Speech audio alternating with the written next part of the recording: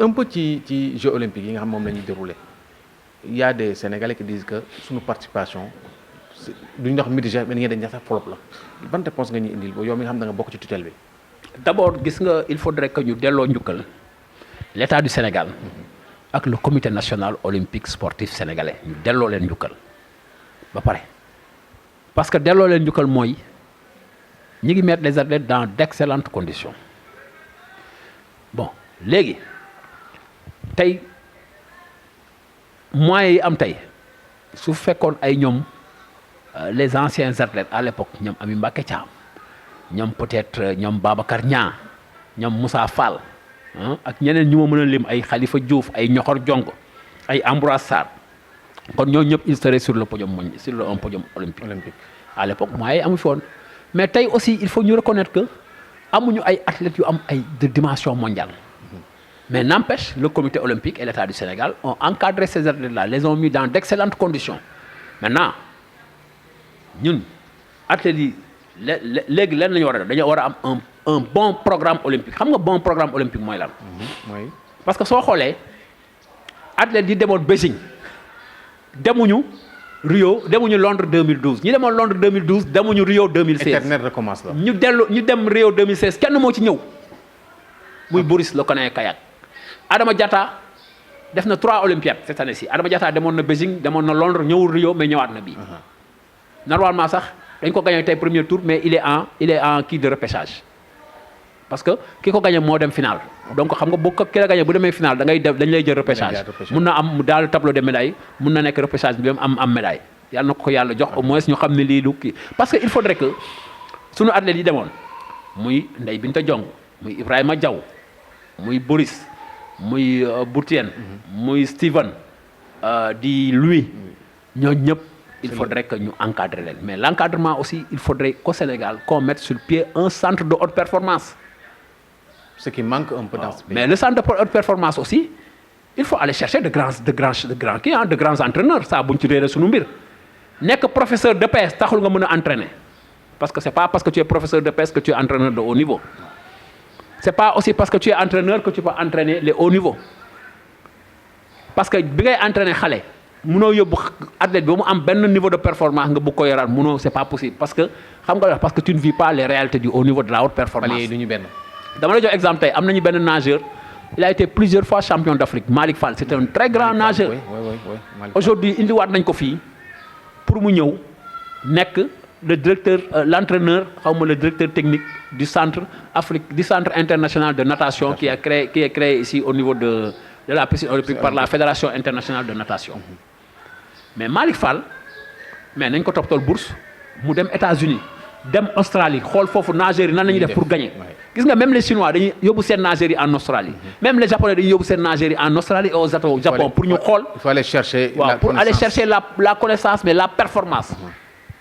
Malick daf ma woo suñ ko yóbboo mu dem perfectionnement aux États-Unis on aura un grand technicien et d'ici peut-être 2 ou 3 Olympiades on aura un athlète un nageur sur le podium nañ ko jàppale parce que Malick a côtoyé le haut niveau il connaît le haut niveau et c'est un grand champion donc kooku tey suñ ko jàppalee tuuti mu def ay résultats loolu rek la maintenant aussi il faudrait qu'au niveau des fédérations il faudrait aussi que l'État le ministère des Sports moi je suis du ministère des Sports il faudrait que le ministère des Sports aussi ñu jël des décisions yoo xam ne ce seront des décisions yoo xam ne qui ne seront pas à l'encontre de quiconque mais que les directeurs techniques parce qu'il y a un décret de nomination et d'attribut des directeurs techniques qui doit être directeur technique et qui ne doit pas l'être ñu xool aussi est-ce que problème bi nekkul foofu tamit dañu war a xool technicien bi parce que moi je suis technicien Mbaye Jacques il est technicien ou bien il est directeur technique du judo ou bien directeur technique de football mais war nañu xool Mbaye Jacques est-ce que son CV xool ndax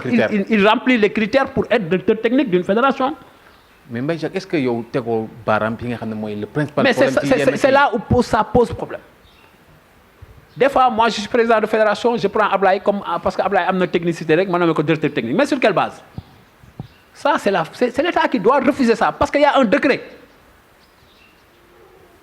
et décret boobu ndeysaan dem si yàlla Youssoufa Ndiaye waroon naa ko sax au départ jaale moom ak Amadou Lamine Ba ministre des sports Amadou Lamine Ba bu conseil supérieur du sport en Afrique ak le ministre d'État Youssou Ndiaye yar na leen yar xarit arjana parce que ils ont beaucoup fait pour ce sport là. Ils ont beaucoup fait pour le sport sénégalais, ils ont beaucoup fait pour le sport mondial, ils ont beaucoup fait pour le sport africain.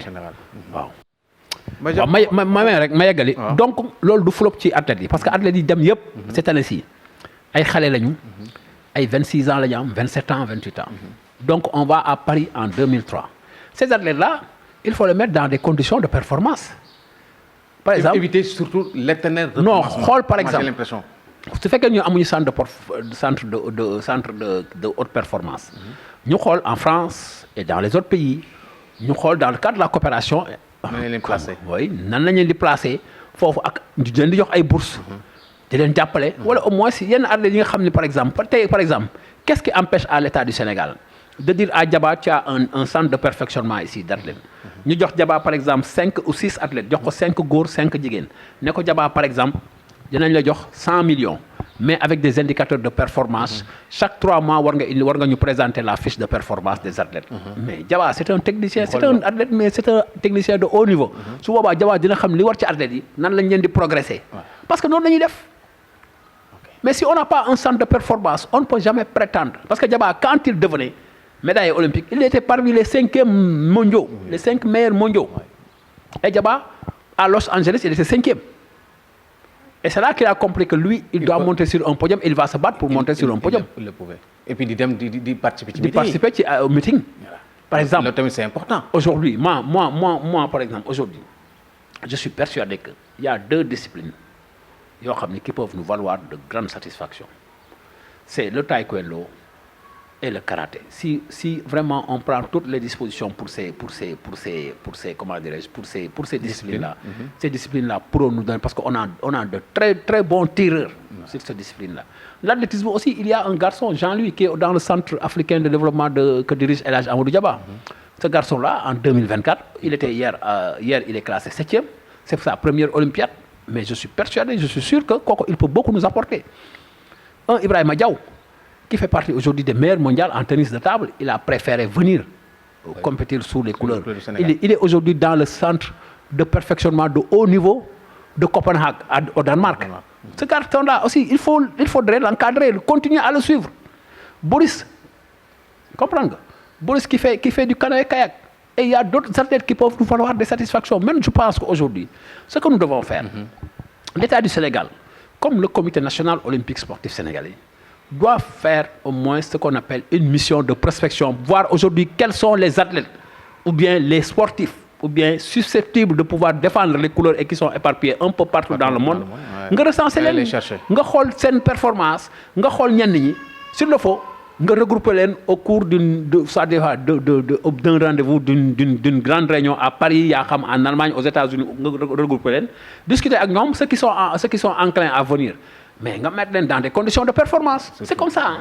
Et si on ne le fait pas, si on n'a pas une bonne politique, ce sera un éternel recommencement. On ira aux JO, les gens seront déçus pensant que alors que non, on ne peut pas se lever un bon jour pour dire qu'on va chercher la médaille olympique ou bien on va chercher même les accessites ou bien les places d'honneur. Bon, toutefois aussi, il faudrait que nous encourager, féliciter aussi les athlètes.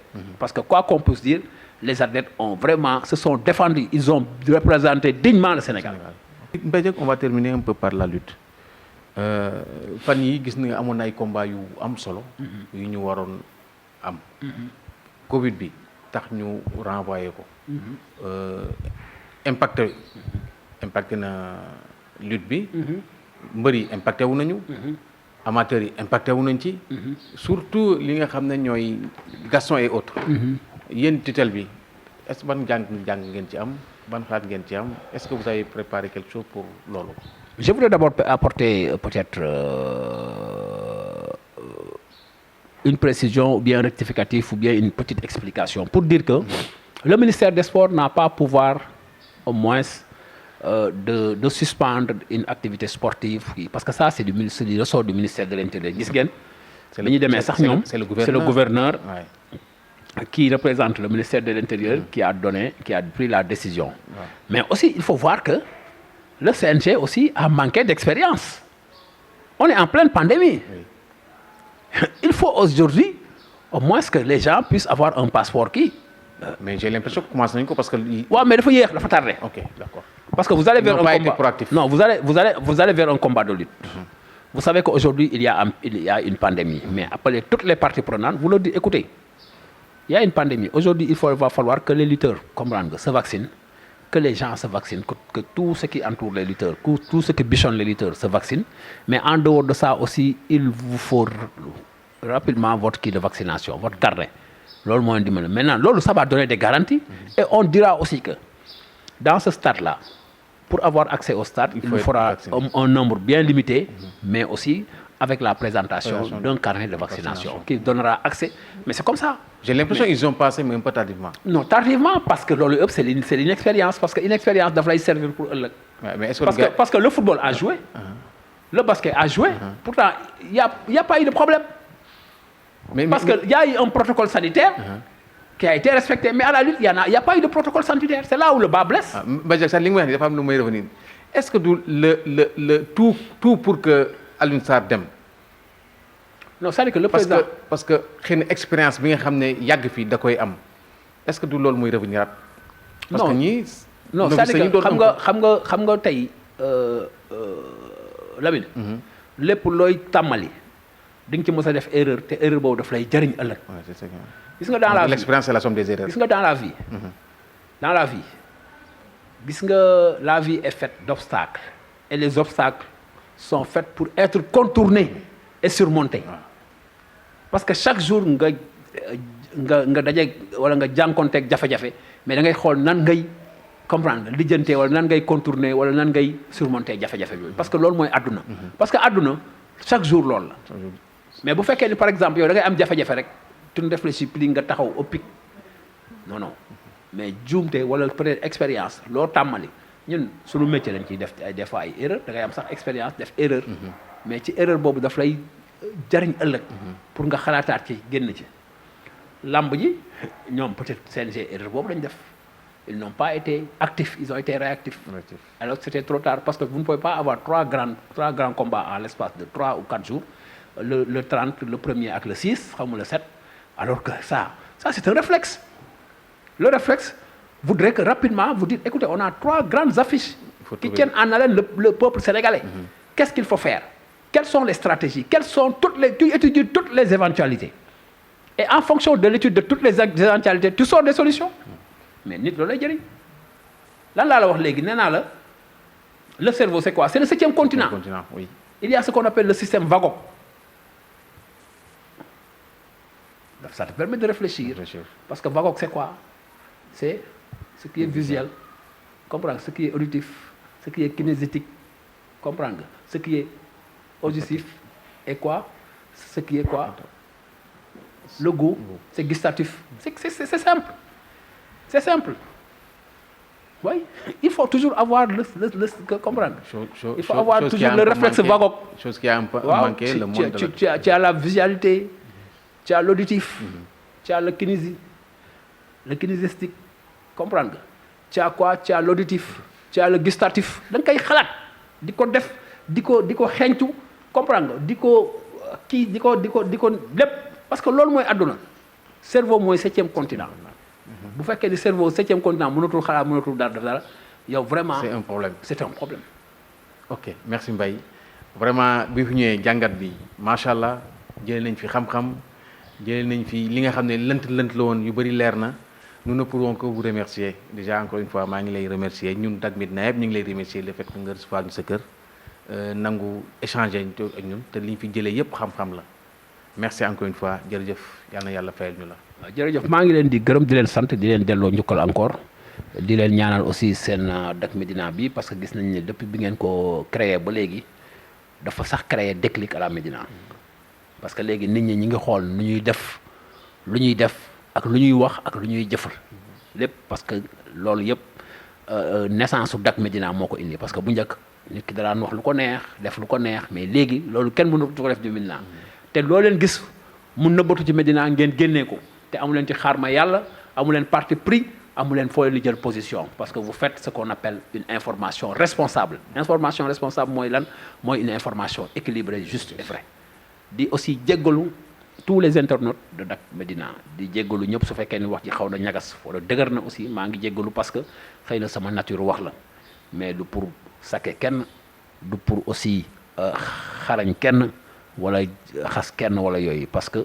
du sunu mën-mën te du sunu éducation parce que te aussi du sunu cër donc lépp lu ñuy def su fekkee aussi dëng na ñu ngi ciy jéggalu bu baax su fekkee ñagas na ñu ngi ciy jéggalu askan wi bu baax a baax di ñaan yàlla aussi mbas mi nga xam ne aussi mi ngi fii yàlla teggil ñu ko di ñaan yàlla aussi que ñun sportif yi ñun ñoo mën a defar suñu sport réew nañu jubal ànd nekk benn parce que bés bu ñu àndee nekk benn muy football beeg basket beeg handball beeg yëpp ñu ànd nekk benn sport bi dina dox parce que ñun loolu la ñu am loolu la ñuy noyyee bu ñuy nelaw sax moom la ñuy xandoor maa ngi gërëm ñëpp di sant ñëpp wa salaam. Merci.